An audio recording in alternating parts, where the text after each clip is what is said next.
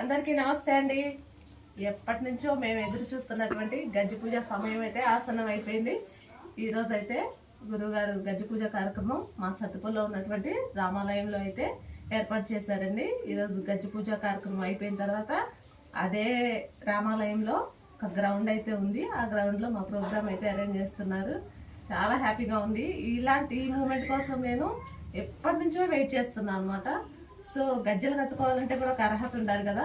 ఈరోజు మా పెద్ద తిరుపతి నుంచి వచ్చినటువంటి సాయి గురువు గారి చేతుల మీదుగా గజ్జి పూజ కార్యక్రమం అయితే జరుగుతున్నందుకు చాలా హ్యాపీగా ఉందండి. చూడండి, గజ్జి పూజ కార్యక్రమానికి కావాల్సినవి అయితే సర్దుకుంటున్నాను. గజ్జలు, చీర, అలాగే గాజులు, కోలాటం కర్రలు, కొత్త సెట్ ఒకటి, పూలు, అలానే స్వయం పాకం కోసం 2 కేజీలు రైస్, 2 కొబ్బరికాయలు, ఇలా పూజా సామాను ఇవన్నీ తెచ్చుకోమని చెప్పారనమాట గురువు గారు. హారతి కప్పు కూడా ఉంది. హారతి కప్పు కోసం ప్లేట్లు కూడా తీసుకున్నాం అనమాట.